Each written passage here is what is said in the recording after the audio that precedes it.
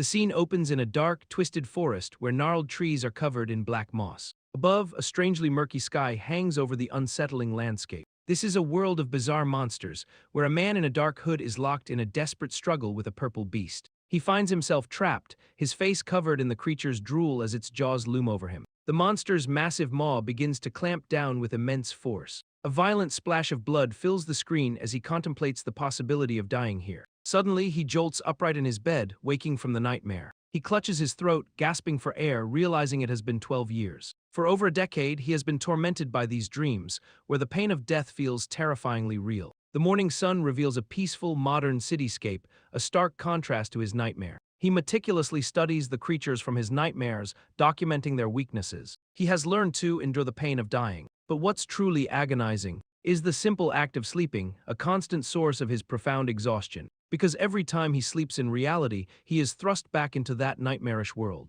And every time he dies in that world, he is violently returned to reality. This endless, vicious cycle has made a proper night's sleep impossible. The sheer frustration is etched onto his face. So to break the loop, he spent 12 years mastering weaponry, martial arts, swordsmanship, survival, and military tactics. He transformed himself into a warrior, ready to face the horrors that await him in his dreams. And thanks to that training, he began to die less and less often in his nightmares. However, the fundamental problem remained sleep itself. His doctor suggested finding a new purpose, something he truly wanted to do, in hopes it might grant him a peaceful night's rest. He considers her words, but the only thing he truly desires is to sleep soundly, even if just for a single night. Suddenly, his nose begins to bleed. He collapses, blood pouring from his face as he chokes. His eyes widen in disbelief. He hits the floor, his body lifeless in a pool of his own blood. His consciousness begins to fade, yet a strange sensation washes over him. His body feels light, the chronic headache is gone, and for the first time in 12 years he feels truly rested.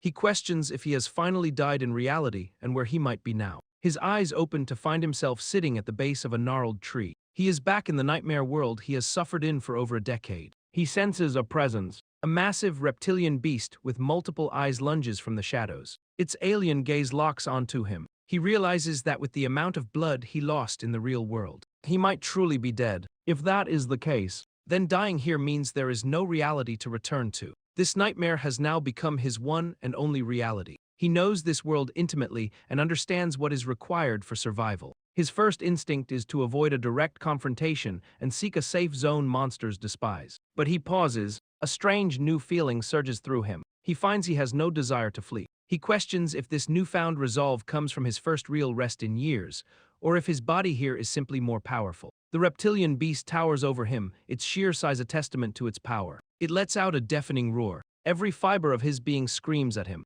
an instinct honed over 12 years, telling him to fight and survive. With a surge of newfound strength, he meets the beast head-on, his blade cutting deep. His eyes burn with cold fury, and in a single, decisive moment, the colossal creature falls. He stands over his kill, catching his breath. He plunges his sword into its flesh, revealing a strange, glowing core within. He pulls the orb from the corpse, a source of unknown energy now resting in his palm. He examines the strange, pulsating core. Without hesitation, he consumes the orb. A surge of energy revitalizes his weary body. In this dark fantasy world, he resolves to survive no matter the cost. First, he sets off through the dense woods. His goal is to reach a brighter, safer place. A hooded man awakens, perched high on a thick tree branch. The morning sun breaks through the forest canopy. His eyes slowly open. He reflects on another night of perfect sleep in this new world. It has been a month since his arrival, and he's grown accustomed to cutting his way through the wilderness. He clarifies that he doesn't hunt just because he feels the urge to fight. To him, risking his life for the thrill of it is nothing short of madness. Yet he admits he can't completely suppress the instinct for battle. He only hunts when he needs food and a pang of hunger strikes him.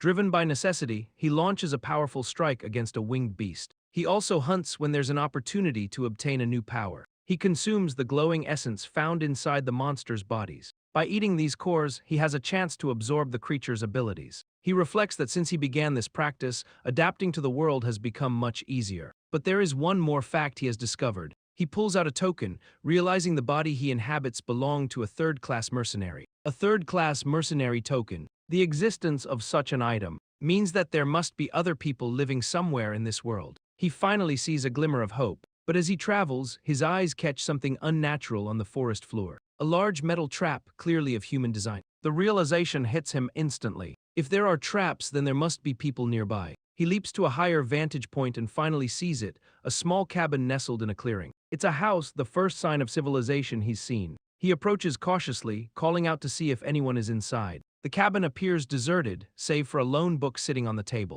Intrigued, he reaches out to inspect the mysterious object. He opens the book, finding it titled The Demonic Realm Chronicles. He's taken aback by what he reads. The book meticulously details the history and terminology of this world. He realizes this chronicle is absolutely essential for his survival. Suddenly, a heavy footstep sounds from the doorway. An old man appears, demanding to know who he is. He aims a loaded crossbow, threatening to put a hole in his head if he doesn't answer clearly. Though relieved to finally meet another person, he realizes he's been mistaken for a robber. He raises his hands to de-escalate, explaining he was only curious about the remote house. The old man is unmoved, ordering him to get lost. He reluctantly agrees, but his gaze lingers on the invaluable book. He places his hand on the book, making a final plea. He asks to borrow the chronicle, stating he is willing to pay any price. The old man coldly asks what he'll do if he refuses. He knows that this book is absolutely essential for his survival. In that case, he'll have no choice but to become the robber he was mistaken for. In a flash, he draws his blade as the old man readies his shot.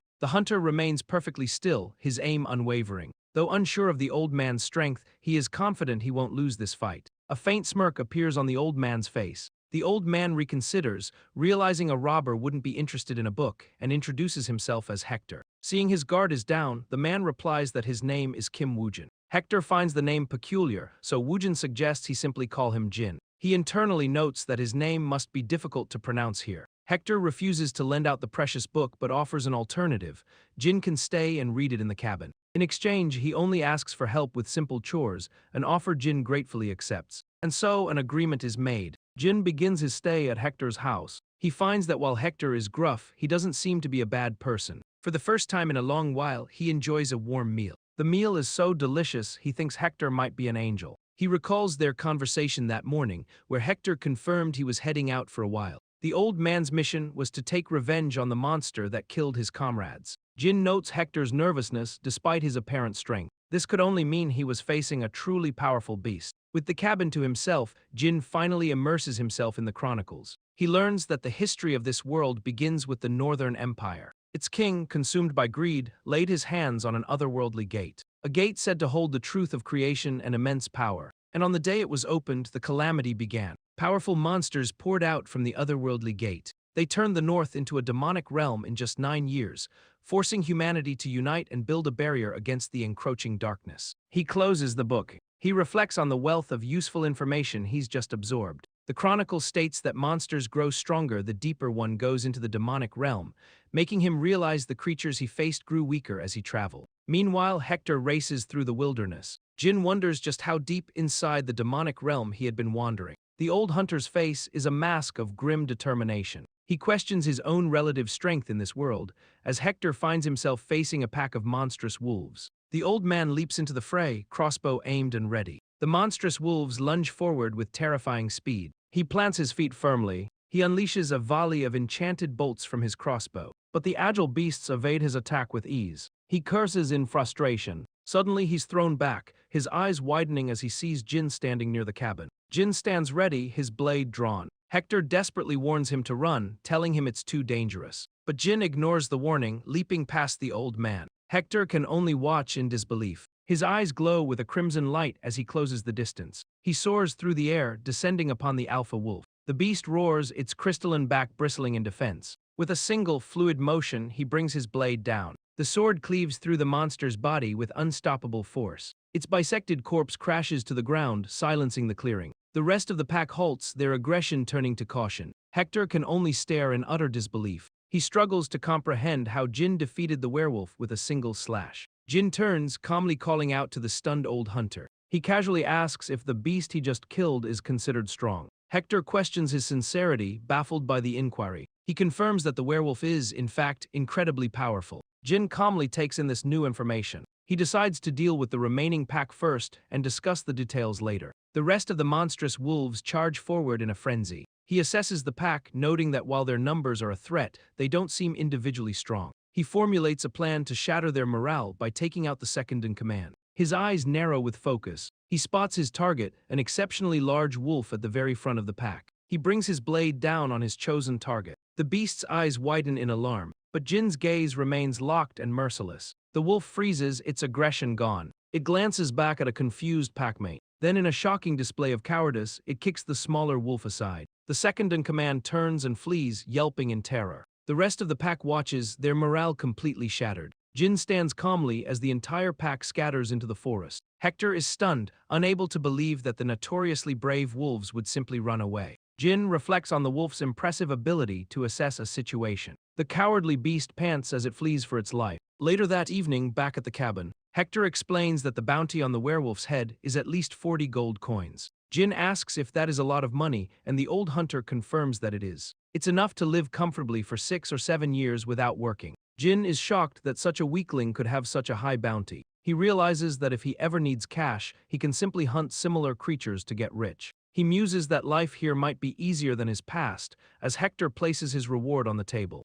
The old man presents him with the werewolf hide, some jerky, a pouch of silver coins, and a pioneer's map. Hector instructs him to take the map to Pioneer Village and find a man named Jacob. He explains that Jacob will buy the hide for a fair price, but Jin questions if it's truly alright to accept such a valuable reward. Hector states that since Jin killed the werewolf, he is simply paying the price, reminding him that he also held a grudge against the beast. The old hunter sincerely thanks Jin for avenging his comrades and hopes they will meet again someday. They shake hands, sealing their farewell. Jin expresses his gratitude for everything. With their business concluded, Jin departs from the cabin. He heads off into the vast wilderness. As he travels, his attention is drawn to a figure on a nearby cliff. It's a strange, fox-like creature with 2 long side-tipped tails. Following the map, Jin finally arrives at the fortified settlement known as Pioneer Village. He takes in the site, confirming he's reached his destination. At the gate, he remarks that the town seems quite well stocked for its size. He walks through the bustling streets. He immediately notices the wary and suspicious gazes of the locals. He wonders if everyone is on high alert simply because he's a stranger.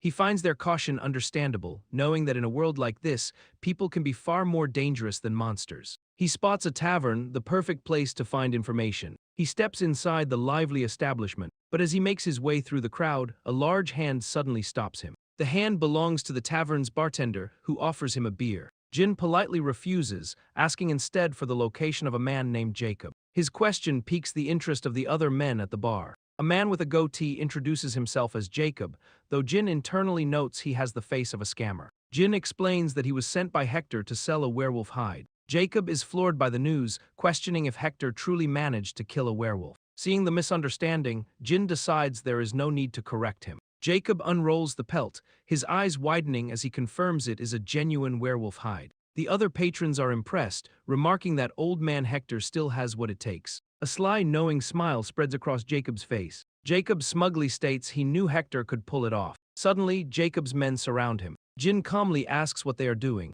A man wearing a wolf pelt threatens him, telling him to leave if he values his life. Jin notes that his first impression was correct, questioning if this is how Jacob always conducts business. Jacob defends his actions, calling it an investment and claiming that supplying Hector was a financial loss. He declares that he needs the valuable hide to make up for his accumulated losses. Jin's eyes glow with a dangerous light as he contemplates killing the man. But he restrains himself, deciding he can't kill a person over a simple hide despite his anger. Instead, he grabs a nearby mug and splashes its contents directly into Jacob's face. The man warns him not to be clever and to get lost. Jin turns his back to the man. He walks away, tossing his pouch of silver onto the floor. Jacob smirks, believing Jin has made the smart choice. But instead of leaving, Jin suddenly hefts a heavy wooden bench. He calls out to the surprised Jacob. He coldly advises that if one intends to scam someone, they should aim for the neck, not the back. Jacob's expression sours, retracting his earlier assessment of Jin's intelligence. He declares that Jin doesn't know the value of his life as his men charge forward. One of the thugs lunges, screaming for Jin to die. He decides that killing men like these won't weigh on his conscience. He effortlessly ducks under the thug's wild swing. The man is stunned by his opponent's strength, but Jin is also impossibly fast. Another of Jacob's men smashes his club into the floorboards. Jin counters by swinging a heavy wooden table. The bald thug realizes his mistake too late. Jin uses the momentum to slide in low, severing the man's legs with a single cut. His gaze remains cold and unforgiving. Jacob stares in disbelief, wondering where this monster of a man came from. He realizes he should know a fighter this powerful, and that at this rate he'll die for nothing. Jin's blade flashes through the chaos. He dodges a heavy punch and delivers a swift counter. The thug recoils in pain. Jin finishes him with a clean slice across the chest. He stands over the fallen man, his presence menacing. His gaze remains cold and unwavering. Seeing his men fall, Jacob panics and screams for everyone to run. The scammer and his remaining thugs scramble to escape the tavern. They crash through the tavern window, sent flying by Jin's overwhelming force. Jacob scrambles backward in terror. His eyes widen in disbelief at something behind Jin.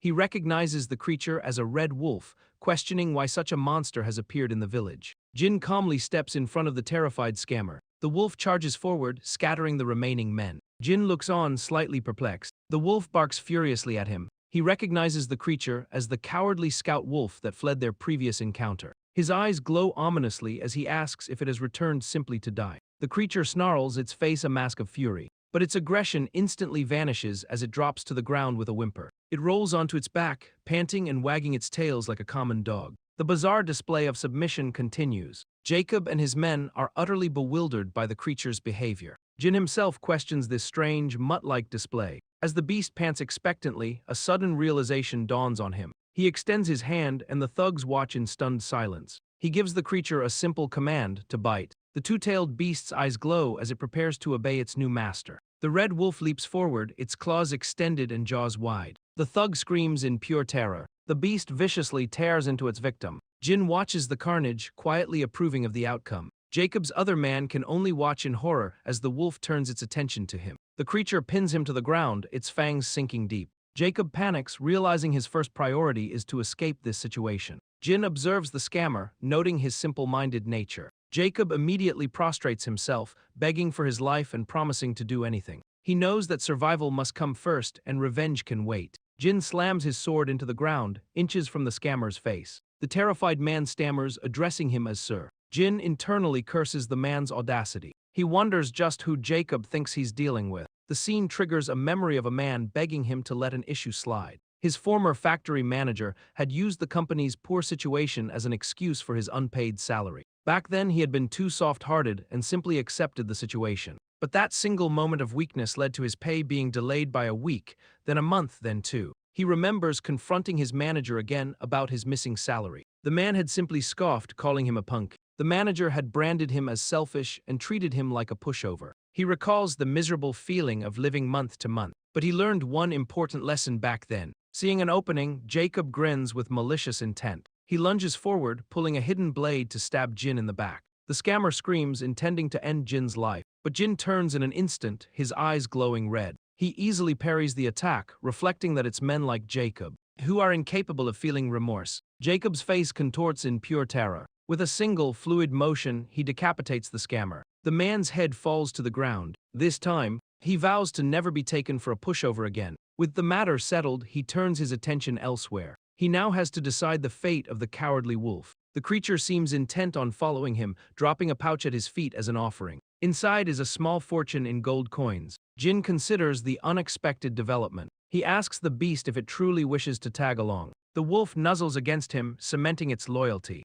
A faint, knowing smile crosses Jin's face. He pats its head, acknowledging the creature's cleverness. He accepts the beast as his companion, deciding they will get along from now on. The next morning, he awakens in a comfortable bed, his new ally resting on the floor. He reflects on having a perfect, deep sleep. Stretching, he feels refreshed enough to fly. Later, he finds himself washing the blood from his clothes. He pauses, letting out a quiet sigh. He contemplates the fact that he has killed people for the first time, and not just one or two, but many. However, he wonders why he feels no guilt. He dismisses the idea that it's because they were scum, realizing the emotion he felt was the same as when he hunts monsters. It was a thrill. He clutches his chest, sensing that something inside of him is starting to change. He questions if he's cursed, but decides that survival is what matters most. One thing is certain, his life here will be vastly different, free from absurdity and filled with abundance. He resolves to simply enjoy the present. They arrive at the 5th Pioneer City, and his first order of business is to sell the pelt. He instructs his wolf to stay nearby and out of sight,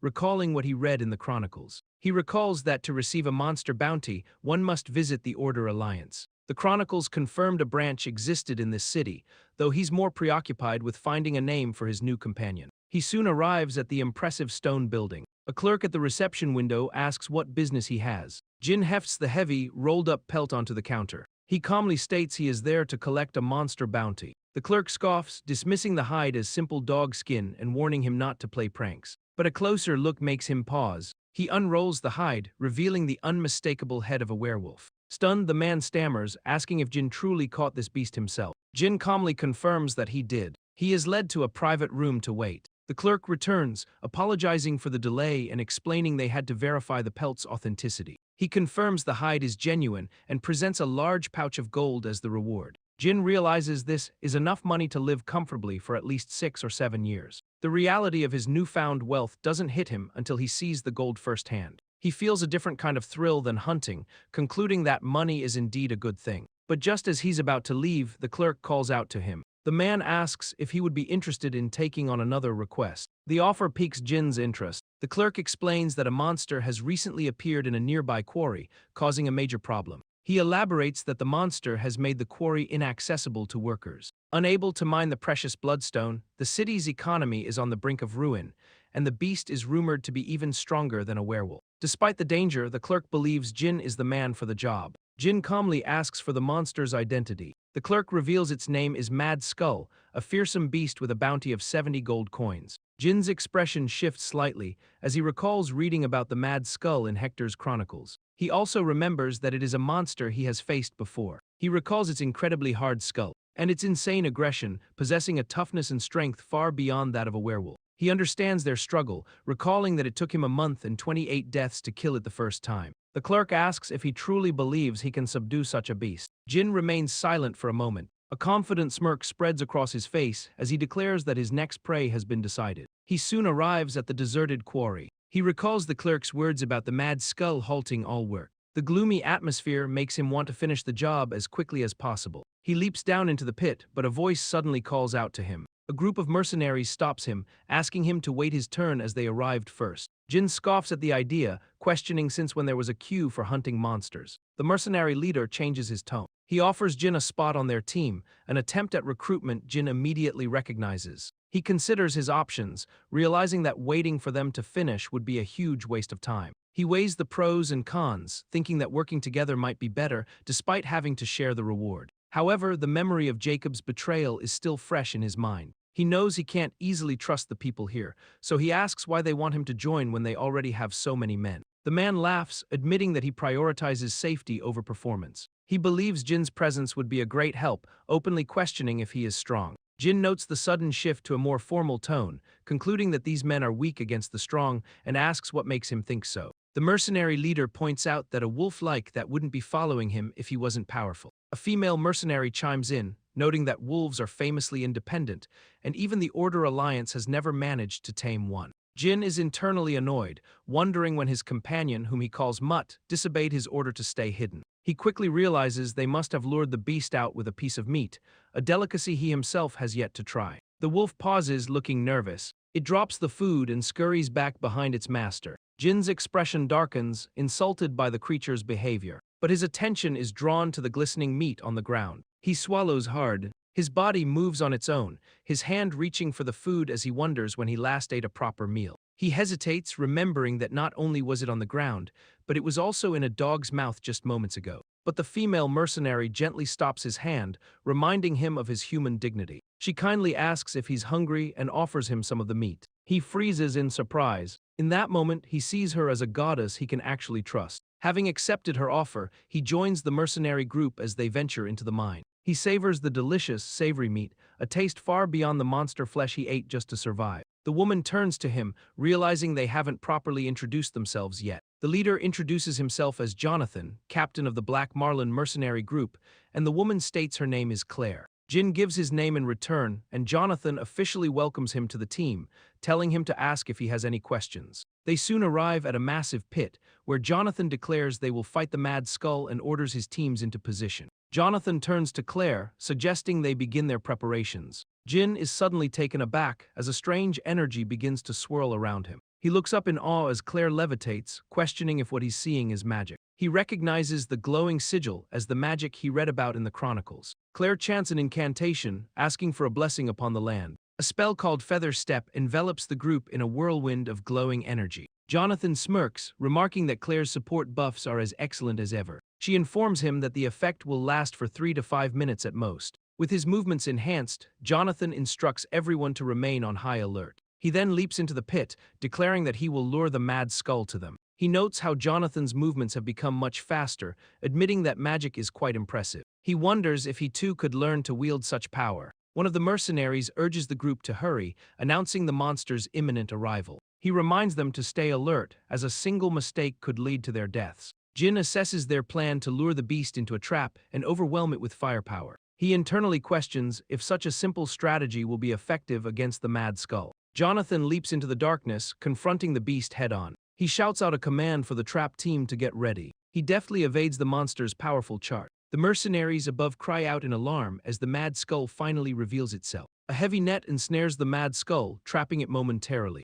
The mercenaries pull with all their might, attempting to restrain the thrashing beast. A man calls for the next phase of the attack. The spear team rushes forward to strike the immobilized target. They thrust their weapons into the monster's tough hide. The mad skull roars in defiance, its strength undiminished. The spearmen begin to lose their footing against the creature's immense power. It thrashes wildly, straining against the net and the spears. Jin observes the struggle, realizing the situation is dire. The mercenaries are completely overpowered, sent flying by the monster's raw force. The mercenaries curse in frustration, unable to restrain the beast despite their numbers. With a furious roar, the mad skull easily shreds the net. Its crimson eye glows with malevolent power. It unleashes a powerful shockwave, scattering the remaining men. Claire watches in horror, realizing their plan has failed. But Jin suddenly moves, placing himself directly in front of her. He stands his ground, facing the charging beast alone. He plants his feet firmly, preparing for the impact. He catches the monster's massive tusk with his bare hands.